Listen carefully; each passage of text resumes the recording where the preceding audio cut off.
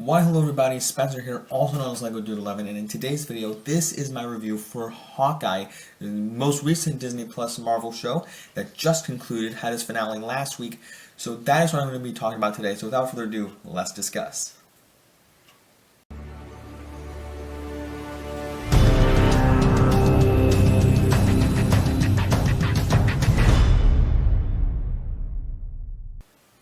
Alright, so as always, I do have my list of notes that I did take down about this show, and right off the bat here, I do want to give a brief summary of Hawkeye if you have not either seen the show or just want to know what it's about. Now, I mean, there are going to be spoilers in this video, so I think I did get that in the title, but Hawkeye, the show Hawkeye, is essentially, it takes place in New York. Hawkeye is in New York, and after 5 years of being Ronin from Endgame, he has to deal with this.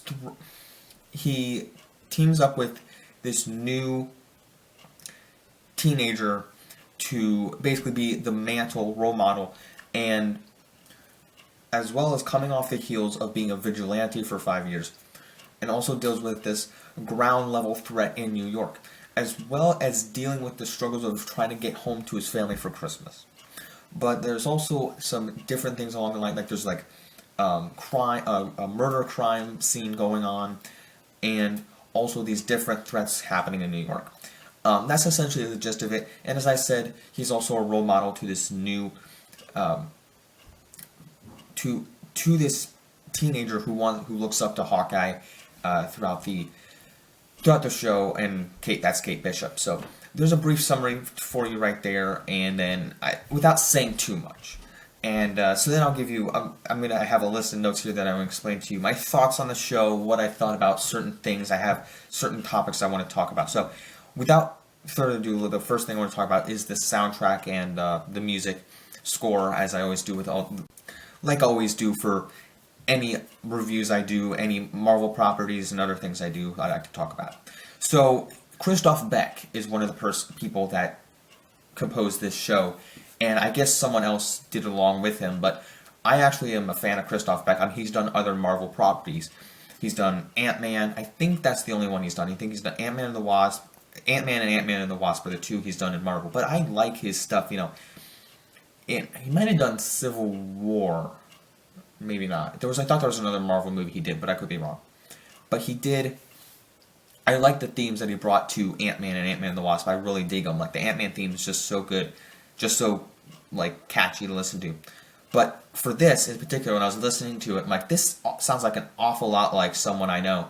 And it was Christoph Beck, and I was like, yeah, this show, I can definitely feel like something Christoph Beck would do. Just in terms of, like, Hawkeye and Ant-Man relatability. And I don't know what it was. I just felt like, yes, this is something that Christoph Beck would do, and I dug everything that he did. The Hawkeye theme in particular, that only appeared in one episode. I was like, what? After episode 1, like the credits start rolling, and you hear the jingle jangle, like action music, like when it's like the bow and arrow. I really dug it. I think it's great. I don't know why it only appeared in one episode. They did have some like motifs of it in later episodes, but I was just like, all right, cool. One episode, sure, I like it. In the end credits, in the finale episode, there was like a final, as the credits were rolling, there was a great theme. I don't know who it was in particular. I'm going to have to look it up, but if it was like a villain theme or if it was another Hawkeye theme, but it was really good as well. But I dug a lot of it. So, yes, and also they played another thing about the music, not Christoph Beck, but they did play when Kingpin appeared at episode 5. Spoilers, big spoilers, which I will mention later. But they did play like the Grinch song, which was just great for like a villain type song. So perfect inclusion there. So moving right along here, I did write down a couple things they're not big things, but they're things that were in the show. So I first wrote down Rogers the Musical, and this was hysterical. This was one of the most funniest things that came out of this show, Rogers the Musical. And after that, the first time it happened, it was many people really wanted an hour-long version of Rogers the Musical just for the heck of it. That would be quite funny. But we only got 5 minutes of it at the finales and end credit scene, and I heard many people complain about it. it's a disappointment for sure, and I'm kind of actually getting ahead of myself because I'm talking about the ending. But Rogers the Musical was hilarious. They even had a brief like Easter egg of it in Spider-Man No Way Home. So great part of the MCU now is Rogers the Musical. I think it's a standout for sure. But that's something I did want to mention. And by the way, Ant-Man was not there in the battle in New York. By the way, he was not there. Rogers the Musical is a lie. I'm just kidding. But yeah, that's something I did want to mention. And as well as I wrote down something very important. Well, important to me. I guess it's not. It's important to the show, but sign language. And I guess being deaf, I don't know. Signing and hard of hearing as well is something that was used greatly in this show, and something I do want to mention, kind of going along with the next thing. Well, I wrote those down later. The characters and how Maya was such a unique character, and Echo as well. I feel like they did a great job with this character, her emotions, and just the way that she signed. Because I've actually taken 2 classes of American Sign Language in my freshman year, and it's very fun to learn. It's if you're thinking about taking a class, ASL is so good because you're not just learning the language, but you're conversing with people. Yes, you might converse in Spanish, but I just didn't fully grasp it. Spanish and other languages. I just didn't fully grasp it. Not that I'm saying it's not great to learn, but sign language is so good. And although I'm not as fluent as I was when I took the class, but seeing people in shows immerse and just be like vibrant and emote so well is incredible. And she did great, I thought. Again, I'm getting ahead of myself in the character stuff, but she did great. I love the sign language element with other people, like Hawkeye conversing in sign language. So just great stuff there. And also when he was hard of hearing, it was like really emotional in that one scene when he couldn't hear his son talking, and then he didn't use sign language, but it was just really emotional and all that. So all that to be said, I love that element of sign language uses. And also, I think I mentioned that, but they used sign language in Eternals, which it wasn't as emotional, but I think it's cool that there's 2 Marvel things now that use sign language, so pretty nice. As well, next, moving on, the humor. I wrote down 3 things here. First off, humor in this show is fantastic. I do want to mention something here a bit, like right off the bat. Preface this. That's what word I was looking for. And coming off the heels of What If, I have to place that one down low. And it might even be above Falcon and Winter Soldier for me. I know my ranking for these Disney Plus shows is all over the place, I feel like. But not really. Some people I agree with, and some people I don't. But,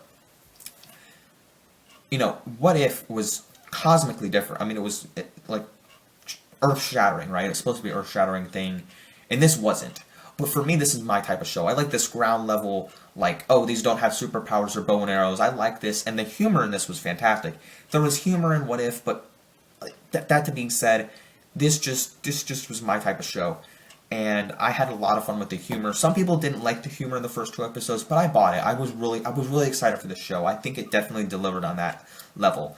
And then by the end, when you get into the middle arc, the mid climax into when you see Elena and then Kate not duke it out, but they did have a little fight scene, but then like banter back at each other. Their lines. Dialogue was fantastic. It just was great to see their chemistry on scene every time, and they nailed it. Like, their chemistry was great. They didn't, I don't think, missed a beat. Like, I would just on screen every time. I love watching them. Elena and then Kate Bishop. I like Haley Steinfeld as well, by the way. She's a great actress. If you have not seen Bumblebee, do yourself a favor and go check out Bumblebee, because that's one of my favorite Transformers movies, and she's great in that. Haley Steinfeld, wonderful. I couldn't wait to see her in this, and I think she did a great job. Great job as Kate Bishop. I can't wait to see her in the future of the MCU. I think it'll be really great to see her as Hawkeye coming back in the probably Young Avengers. If they make a Young Avengers team, I can't wait to see her in that. But yeah, that's great. All the action in this show, was amazing to see. Just all the bow and arrow action, like just hitting the bow and arrow, and especially all the trick arrows were amazing. I liked the one in episode 3 when not the suction cup arrow, because that was useful when it was appropriate, but especially the large Pym arrow, that was hilarious to see. It was like, you hit the target, and then it grew and landed on the van. Incredible. And just so many of the trick arrows were great. In the finale, when they use like the spiral ones that just spit off individually, and then the gas one and the big balloon one, all of those worked great. And then they shrunk the van at the end, and it was like the owl flew off with it. All of the action in the show was incredible. I love one of my favorite scenes of this show was when you see him driving in the car chasing Echo and Kazi. I'll get to him in a moment, but when the car chase is happening and they play like the Sugar Plum Fairy song, that camera angle around that car is insane. It's one of the greatest, like, most cinematic Marvel things they've done in the Disney Plus show, and like, it's epic. It's one of the best camera angles I've ever seen. But yeah, other than that, the action was amazing. Loved every bit of it. And something else I want to mention about like the cinematography and all this. It's not really cinematography, but what they showed in the show, in the ending, in the finale, they had the Lego store in the background, which was just great, like perfect.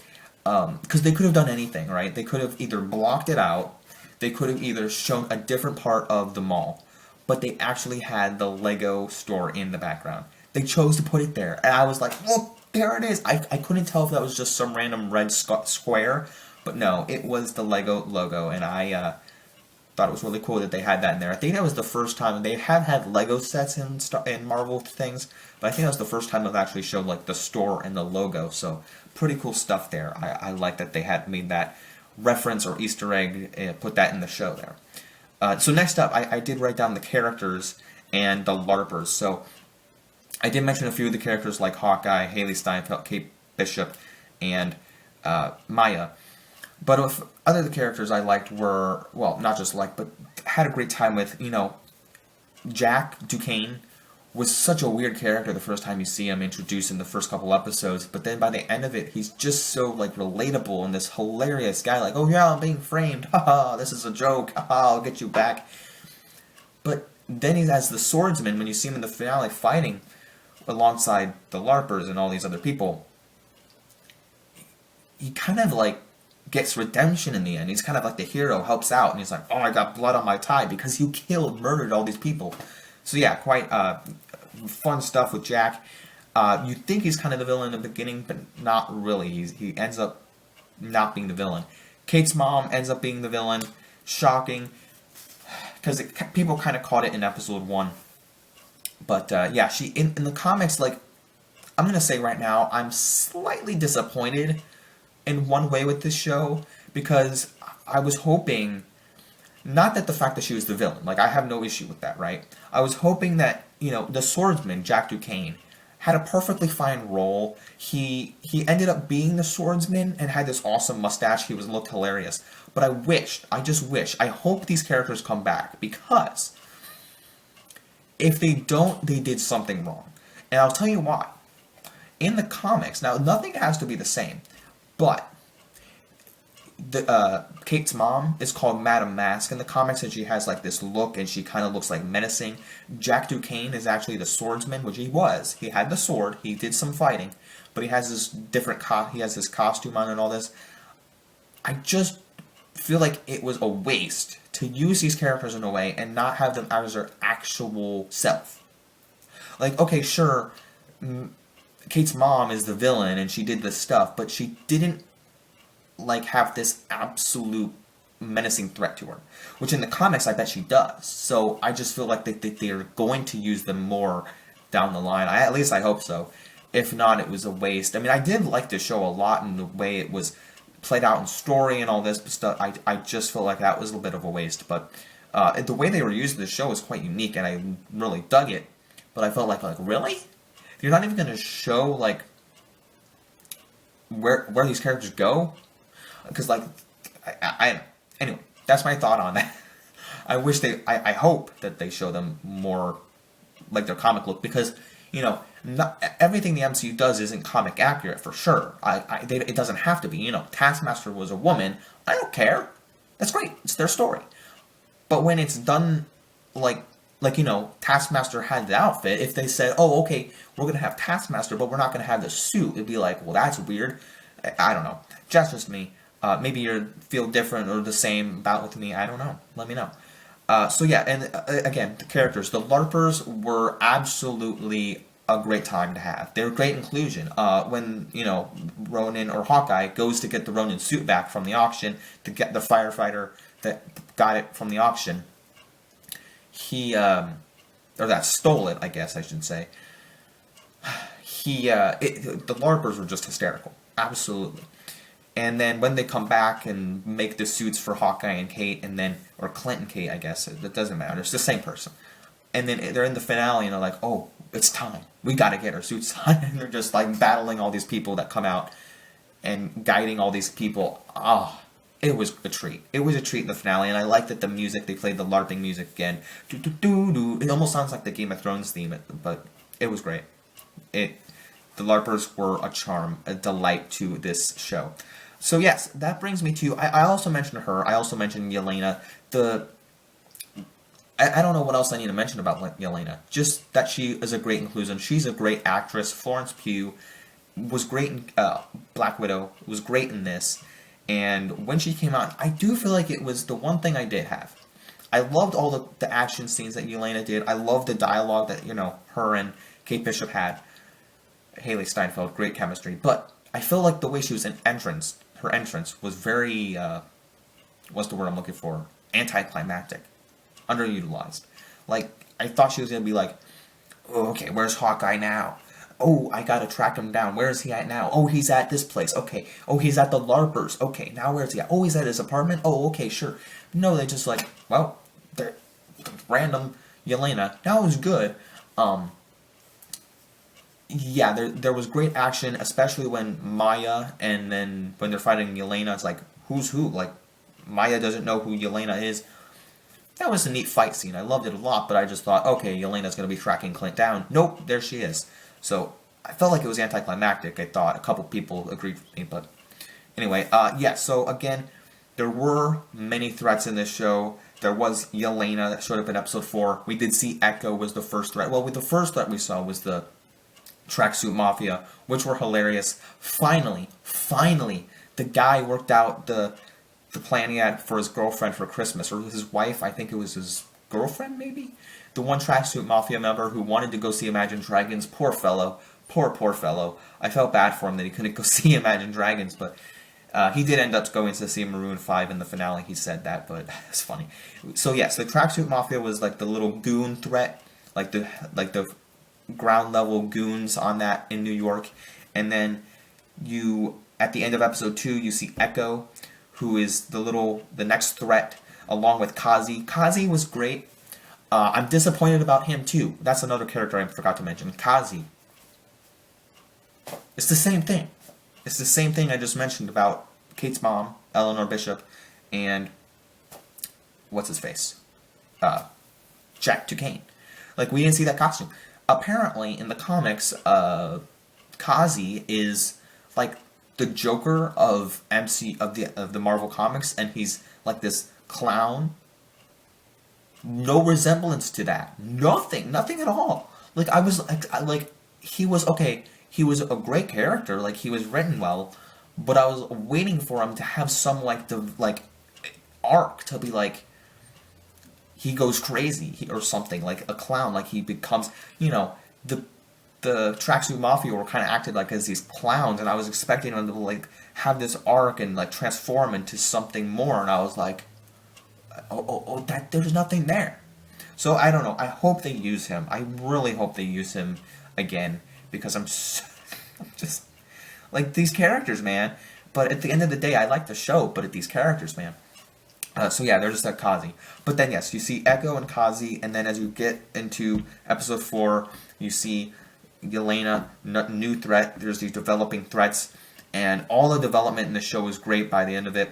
And then, you see Kingpin is the big bad threat by episode 6 that was working with Eleanor Bishop. I was very confused when Yelena was brought in, that apparently Yelena's mom, or not Yelena's mom, Kate's mom, Eleanor, hired her. I guess it wasn't Valentina, but maybe it was, maybe it wasn't. So we'll find that out later, I guess. But if they make a Thunderbolts team, maybe we'll find out that later. But Valentina will come back. So, yes, Kingpin was working with Eleanor. And what do I think of Kingpin? Well, okay, I'm getting ahead of myself here. The development in the show was great by all these different threats and all this, and it just kind of tied up very nicely. But Kingpin, yes, I am watching Daredevil, by the way. I am on season 2. Kingpin is great in that. Vincent D'Onofrio plays him very well. He's very menacing. And yes, this show toned it down a little bit. He was very confusing because, like, if he just rips the car door off, he should be a super soldier, right? Okay, just think about it. Don't think about it. He's Kingpin. He can do all sorts of things. And he doesn't die. He might not be dead. He was kind of toned down, but it's alright. It's Kingpin. It was a Hawaiian version of Kingpin, Hula. That's what he wanted to do. He was like, oh, like, chill, bro. No, he didn't say bro like the Tracksuit Mafia, but that's okay. And I don't really think he's dead either. Because it didn't show him getting bullet shot in the head. It just kind of, the camera angle panned off. So I think he'll come back. Especially with seeing Matt Murdock in Spider-Man No Way Home. I do think that he'll come down the line. And I think that the Echo show is definitely a placeholder in my mind, because there's no way like that character is just going to have her own spin-off show. I think it's going to be either Daredevil, have Kingpin in it, have Echo in it. It could introduce Kazi back. Like I feel like these characters have to come back in a Daredevil show. And I think that's the best way to do it. I don't know. I could be absolutely wrong. I think it's a Daredevil show happening. If it's not, it could be something else. It could be an Echo show, but I don't think so. Like, I'm just spitballing my ideas and what I think could happen here. Because I really do think that these characters should come back in a way and have their actual arcs come around full circle. So, hey, what do I know? I'm just spitballing. Marvel, if you're listening, or if you're watching this, Marvel, please do this. Take my thoughts into action. But yeah, the development was great. Something else I didn't want to mention here was the Watch. Something else, another plot hole that got resolved in the ending. But yeah, everybody's talking about the Watch because it happened in episode 1 and 2, and it kind of went along. Like, he's like, oh, I gotta get this watch from the big guy, or the big guy's gonna be mad. Talking to his wife. I love the wife and Clint and Laura's and his wife's relationship. Great dynamic. They are just so funny to see their best relationship in the MCU. But yeah, by the end you see, oh, she's a S.H.I.E.L.D. agent. Or maybe her dad was a S.H.I.E.L.D. agent because it was like a men's wristwatch, wasn't it? But who knows? Who knows? We never really got a full answer to that. If it was her dad or if it was her, actually. Might have been her. People keep thinking that she's Mockingbird. I don't doubt it. But at the same time, we didn't really get anything. So, yeah. I just feel like there's something more to come with this, but what do we know? Yeah, I think it's definitely a tie to Mockingbird, but we never really got anything for that. So, yeah, the Watch was, in my eyes, it was a thing that got resolved, but like kind of a letdown. Like, is it Mockingbird? Is it not? So, yeah, again, so that's everything. I did write down the ending. My thoughts on the finale was really good. I love the finale. Kingpin tied it all together. So much action. Lots of things were great. Lots of fighting. Just great. Pulled it off. This show, for me, God, I'm going to give it a 7 out of 10. Maybe that's too much. Maybe 6.5. Leaning somewhere in between 6.6 and 7 range, somewhere in between there. But I do give it a strong rating. Some people give it really low rating. But for me, I was really excited to see the show. The humor and everything, the story level pulled it off. I do think that they need to go further with this show, though. either in a season 2 or take these characters somewhere down the line. I do feel like they dropped, like, okay, the finale and everything pulled it off. I do feel like they dropped the ball on some of the things that they could have done, like the character arcs. Not Kingpin, because Kingpin was great. I like that. I think they'll bring Kingpin back. But like Jack Duquesne, Madame Mask, who was Eleanor's mom, Kazi, and also Echo was fine. Echo was fine. She can come back in like a Daredevil show. But if they're making a Daredevil show, they need to have these characters back. Or even a Hawkeye season 2, which I don't think they're doing. But they need these characters back. That's all I'm going to say. So with that being said, I hope you guys did enjoy this review on Hawkeye season 1. If that's the end, I don't know. We'll find out. But anyway, those are all my thoughts. Hope you guys enjoyed this video. Don't forget to leave a like if you did enjoy. Comment with your thoughts on the show down below and my thoughts. Did you enjoy it? Did you disagree with me? Let me know. Don't forget to follow me at Boba Fett Jedi Master, links down below. And as always, don't forget to like, subscribe, follow me. Catch you guys in the next review. Peace out. Bye, everyone.